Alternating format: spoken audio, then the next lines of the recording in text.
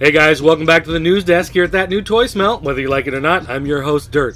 Let's take a look at some of the toy news going on around the toy world this week. First off, Galaxor number 6 sold out in under 1 minute. So I'm guessing this means that Ben Spencer and the God Beast are just rolling in the dough right now. Having sold out all their figures, they must be smoking gold-plated cigars. Not sure exactly how that works, but congratulations, guys. Happy for you. Diamond Select Toys also released photos of the upcoming Munsters figures. These are the Diamond Select that will be available at Toys R Us. You get Herman, Lily, and Grandpa Munster coming with these fine accessories.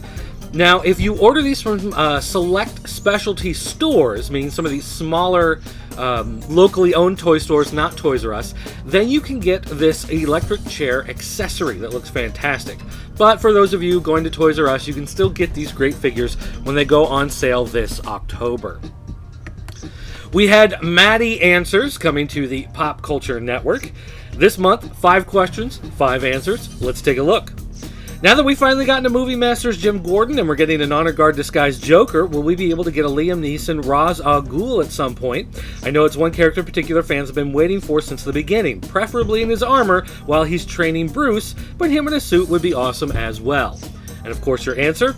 We are definitely looking at more MM figures, Movie Masters figures, from previous Batman films. Only time will tell. What that means is Jim Gordon has to sell. So if you want to see more of those figures, buy the Jim Gordon and the prototype Batman suit 2-pack. Then buy another one, and maybe a third or fourth, just because.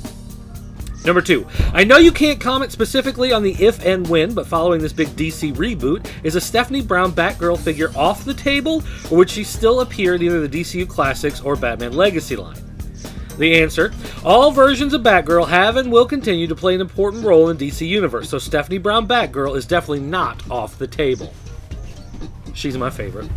Number 3, in the new Voltron Collector's line, do you have to use the keys from the pilots to transform the lions, or will you also be able to transform them manually? Some collectors may only want the lions, not the pilots. The answer, the keys are not required to transform the lions. You can still activate these features without the keys. So those of you not wanting to buy all the figures and just want to get the robot, there you go. Number 4, I couldn't see any news at all in the Back to the Future line beyond Hot Wheels in any San Diego Comic-Con news releases. Are there still plans to move forward with figures at this point? Your answer, we're really excited over the idea of Back to the Future figures, but at this time we have not found a cost structure to allow us to afford the tooling for a line like this. Unlike, for example, Ghostbusters or Masters of the Universe, there is not a shared body buck between characters that saves on overall tooling. Each figure is 100% tool. We will continue to look at this, but nothing to announce yet beyond the Hot Wheels offerings. So basically what they're saying is, when you make a Masters of the Universe or you make a Ghostbusters, you can use the same body for the most part. You just add maybe a different coat, a different head, maybe a different hand on it, but otherwise they're mostly the same. Back to the Future, unfortunately, Marty and Doc are completely different. So what you're going to have to do is maybe, if they're going to do that toy line, they'd have to see how they could interact with some of the other ones. And I think maybe an idea that could work, hopefully Mattel, you're listening, you could take Movie Masters figures, maybe some of the Batman figures, maybe some of the Green Lantern figures, and just kind of rework a new head, a coat, jacket, pants, just one different piece here and there. On some of those figures that are already out, you might be able to make it happen. Number 5, now that you've acquired Masters of the Universe Filmation rights due to your deal with Classic Media, do you have any plans acquiring other fan-demanded Filmation properties, such as Bravestar, Blackstar, or Filmation's Ghostbusters?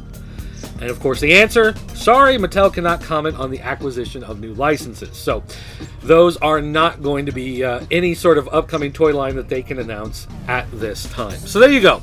Maddie Answers for all of that.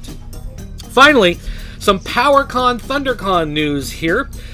Some jerk named Pixel Dan will be screening the PowerCon ThunderCon exclusive episode of Power and Honor World of Masters of the Universe Toys as part of the late night festivities, 7 p.m. Saturday night, with Pixel Dan's premiere happening at 9:30. Who cares about that jerk face? You need DirtCon.